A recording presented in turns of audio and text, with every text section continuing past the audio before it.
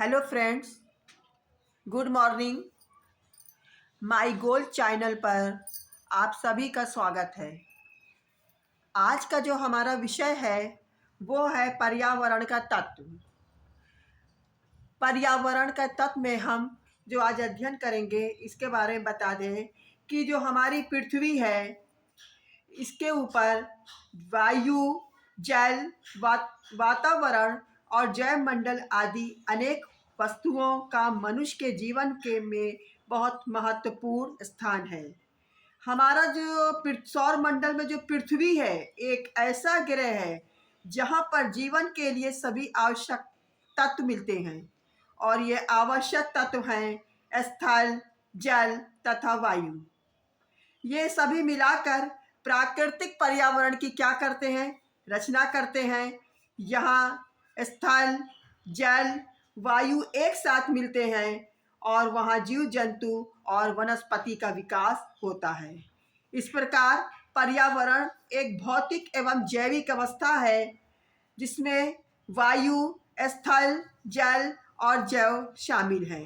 इस दृष्टि से पर्यावरण में निम्नलिखित 4 घटक हैं जिसमें पहला हमारा आता है वायुमंडल, दूसरा आता है स्थल मंडल, तीसरा आता है जल मंडल और चौथा आता है जैव मंडल। तो जो आज का हमारा अध्ययन विषय है वो है पर्यावरण का पहला तत्व वायुमंडल। वायुमंडल के बारे में बता रहे हैं। वायु की वह परत जो पृथ्वी को चारों ओर से घेरे हुए है वायुमंडल कहलाती है। पर्यावरण के प्रमुख तत्वों में वायुमंडल एक ऐसी वो तत्व है जिसमें सबसे अधिक गतिशील तत्व पाए जाते हैं, क्योंकि इसमें न केवल ऋतुओं का परिवर्तन होता है बल्कि अल्प समय में मौसम का भी परिवर्तन हो जाता है। संपूर्ण वायुमंडल का 99% भाग पृथ्वी के धरातल से 32 किमी की ऊंचाई पर पाया जाता है। वायुमंडल जो है विभिन्न प्रकार की गैसों से मिलकर बना है। इसमें नाइट्रोजन की मात्रा 78% सबसे अधिक है। प्रश्न आता है कि वायुमंडल में सबसे अधिक पाई जाने वाली गैस कौन है?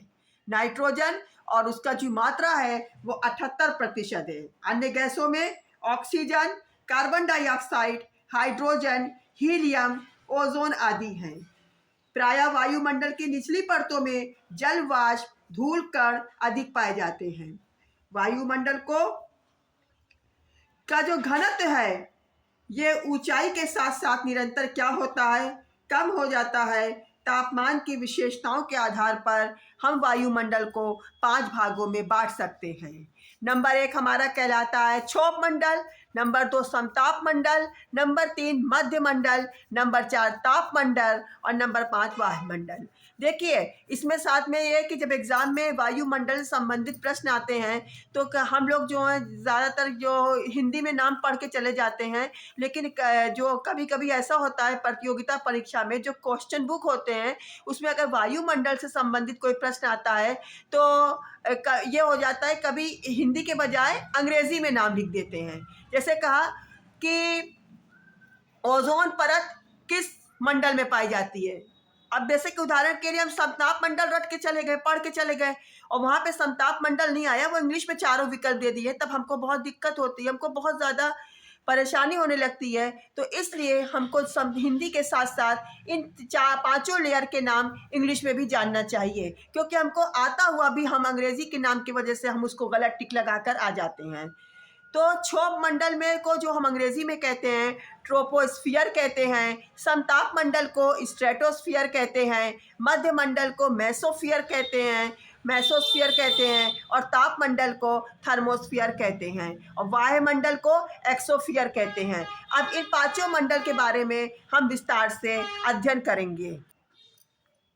हमारी जो वायुमंडल की पहली परत है उसको हम लोग क्षोभ मंडल कहते हैं। ये वायुमंडल की सबसे निचली परत है। या इस मंडल में जैव मंडलीय पारिस्थितिक तंत्र के सभी के लिए जो कि पारिस्थितिक तंत्र जिसको हम इकोलॉजी कहते हैं सर्वाधिक महत्वपूर्ण है। अभी हम इकोलॉजी के ऊपर भी एक वीडियो अपलोड करेंगे, तो इसके बारे में हम आपको जानकारी देंगे, क्योंकि जो कि इसमें सब ये फिर हम वापस आ रहे हैं कि इस मंडल में जैव मंडलीय पारिस्थितिक तंत्र की सभी सर्वाधिक जो कि तंत्र के लिए महत्वपूर्ण तत्व है, क्योंकि इसमें मौसम संबंधी सारी घटनाएं इसी लेयर में घटित होती हैं। प्रति 165 मीटर की ऊंचाई में के समय पर वायु का जो तापमान है 1 डिग्री सेल्सियस की औसत की दर से क्या होता जाता है, घटता जाता है। इसे समान ताप पतन दर भी कहते हैं। इसकी ऊंचाई जो है ध्रुवों से पर 8 से लेकर 10 किमी तथा विषुवत रेखा पर लगभग 18 से लेकर 20 किमी के बीच होती है। तो समझ में आई बात। तो यानी कि इसकी कितनी, इसमें जो है प्रति 165 मीटर की ऊंचाई पर वायु का तापमान क्या होता है, 1 डिग्री सेल्सियस क्या होता है, घटता रहता है। इसीलिए इसको हम समान ताप पतन दर कहते हैं। इस मंडल को हम संवहन मंडल, अधोमंडल और वायुमंडल की सबसे छोटी परत भी इसे कहा जाता है। इसे निम्न स्तर की भी परत भी कहा जाता है। हमारी जो दूसरी परत है वो हमारी ओजोन मंडल या समताप मंडल है। 38 इसकी जो विस्तार है 38 से लेकर 50 किलोमीटर, 38 किलोमीटर से लेकर 50 किलोमीटर तक ये विस्तृत है। और इसमें जो है ओजोन गैस पाई जाती है। इस लेयर को या इस परत को हम ओजोन परत भी कहते हैं, क्योंकि इसमें ओजोन गैस पाई जाती है, जिसके कारण इसे ओजोन परत भी कहा जाता है। इस परत में, इस मंडल में तापमान क्या होता है, बराबर का होता है, स्थिर रहता है तथा इसके बाद की ऊंचाई के साथ साथ जो कि बढ़ता जाता है। समताप मंडल में बादल तथा मौसमी संबंधी घटनाओं से क्या रहता है, मुक्त रहता है। इसी कारण इस मंडल के निचले भाग में जेट वायुयान की जो उड़ने की दशाएं हैं वो मौजूद रहती हैं, और इसीलिए ये वायुमंडल जो कि जेट वायुयान भरने के लिए इसमें आदर्श दशाएं हैं। और इसी पर ही इसकी जो ऊपरी सीमा को स्ट्रेटोपास कहते हैं। इस मंडल के जो निचले भाग में ओजोन गैस बहुयात पाई जाती है। इसे ओजोन बहुमंडल को ओजोन मंडल भी कहते हैं। ओजोन गैस की जो कि शारीरिक विकिरण की हानिकारक पराबैंगनी किरणों को सोख लेती है। जो ओजोन गैस है, जो हमारी पृथ्वी से निकलने वाली जो पराबैंगनी किरणें हैं, इसको क्या कर लेती है, सोख लेती है। और यानी जो इस पराबैंगनी किरणें जो सूर्य से निकलती है, अल्ट्रावायलेट रेस, ये क्या करती है, ये जो है अपने अंदर सोख लेती है, जिससे कि जो भूतल यानी जो पृथ्वी पर यह ऐसा छतरी का काम करती है कि पृथ्वी पर पराबैंगनी किरणों को आने नहीं देती है, पहुंचने नहीं देती है, तथा पृथ्वी को अधिक गर्म होने से क्या करती है, बचाती है, रक्षा करती है। यहाँ से ऊपर जाने पर तापमान में क्या होती है, बढ़ोतरी होती है। ओजोन परत टूटने की इकाई को हम किस मापन से नापते हैं, डॉप्सन में मापी जाती है। किस में मापी जाती है, डॉप्सन।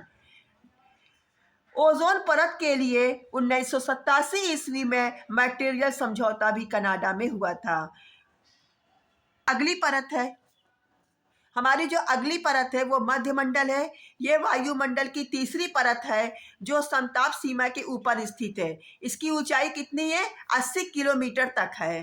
अंतरिक्ष में जो उपस्थित उल्का पिंड इसी परत में जलते हैं, और इस मंडल की ऊंचाई के साथ साथ तापमान में क्या होती है, फिर से गिरावट होने लगती है। हाँ, हमारी जो अगली मंडल है वो हमारा कहलाता है तापमंडल। क्योंकि जैसे आपको नाम से ही प्रतीत हो रहा होगा कि जैसे इसमें क्या है, इसमें ताप की वृद्धि बहुत तेजी से तापमान में वृद्धि होती है। तापमंडल को हम 2 उपमंडलों में बांट सकते हैं। पहला क्या है, आयन मंडल, और दूसरा क्या है, आयन सीमा में विभाजित कर सकते हैं। आयन मंडल में जो है तापमान का निचला भाग है, जिसमें विद्युत अवशेषित कण होते हैं। क्या होते हैं, विद्युत अवशेषित कण होते हैं, जिन्हें हम आयन कहते हैं। ये कण रेडियो तरंगों को भूपृष्ठ पर परिवर्तित करते हैं और बेहतर संचार को संभव बनाते हैं। देखिए ये जो पॉइंट्स है, ये कण रेडियो तरंगों को भूपृष्ठ पर परिवर्तित करते हैं और उसको बेहतर संचार को संभव बनाते हैं। इसी पर इस मंडल पे प्रश्न आता है कि किस मंडल में, वायुमंडल की किस परमंडल में रेडियो तरंगों को भूपृष्ठ पर परिवर्तित किया जाता है या संचार को संभव बनाया जाता है। तो किस मंडल पे होता है? तापमंडल पे। तापमंडल के ऊपरी भाग आयन सीमा मंडल जो है कि कोई सुस्पष्ट ऊपरी सीमा नहीं है, और इस कारण जो है नहीं है। तो इसी कारण जो है कि जो इस पे जो प्रश्न आता है कि इसमें जो रेडियो तरंगों को भूपृष्ठ पर जो परिवर्तित करने पे जो इससे संबंधित जो प्रश्न आता है वो तापमंडल से आता है, क्योंकि रेडियो तरंगों को भूपृष्ठ पे परिवर्तित जो करता है वो किस मंडल में होता है? तापमंडल। अब देखिए जो कि तापमंडल के जो निचले हिस्से में आयन मंडल नाम की एक परत पाई जाती है। यह परत जो 80 किलोमीटर से लेके 500 किलोमीटर की ऊंचाई तक फैली हुई है। आयन मंडल की जो निचली है सीमा में ताप प्रायः क्या होता जाता है? कम होता जाता है, जो ऊंचाई के साथ बढ़ता जाता है, जो 250 किमी से लेके में जो है लगभग कितना 700 सेल्सियस तक हो जाता है। इस मंडल में सूर्य के अत्यधिक ताप के कारण इसमें कौन कौन सी गैसें पाई जाती हैं?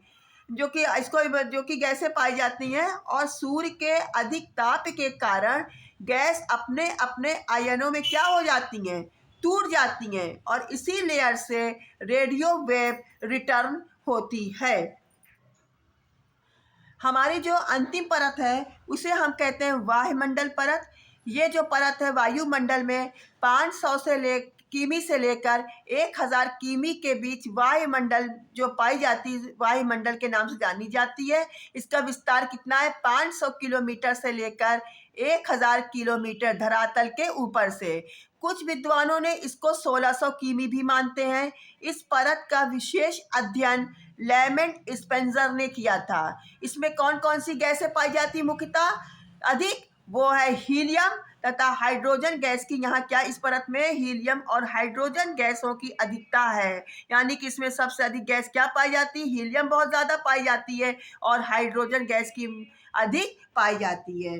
तो इस प्रकार हम पांचों परत का अध्ययन करने के बाद ये निष्कर्ष निकलता है कि वायुमंडल में शामिल गैसें पृथ्वी के लिए क्या करती हैं? आवरण का कार्य करती हैं। वायुमंडल में मिलने वाली जो ओजोन गैस है वो सूर्य की पराबैंगनी किरणों को अवशोषित करके, यानी भूतल पे पहुंचने नहीं देती, और सूर्य की पराबैंगनी किरणों को अवशोषित करके सोख कर हमारी क्या करती है? रक्षा करती है। पृथ्वी के धरातल पर जलवायु संबंधी जो परिस्थितियां एवं विभिन्नता हैं, और ये जो के कारण वनस्पति जो हैं, यानी विभिन्न प्रकार के वनस्पति हैं, विभिन्न प्रकार के जीव जंतुओं में भी भिन्नता पाई जाती है। तो हमारा यहाँ पे ये वायुमंडल का जो संरचना या वायुमंडल की विभिन्न परतों का अध्ययन हमने किया है, और उम्मीद करते हैं कि अगर आप लोगों को मेरा ये वीडियो पसंद आया हो तो आप इसको सब्सक्राइब करें और बेल आइकन को दबाएं, जिससे कि समय समय पर हमारी नई वीडियो की नोटिफिकेशन आप लोगों को मिलती रहे। और अगर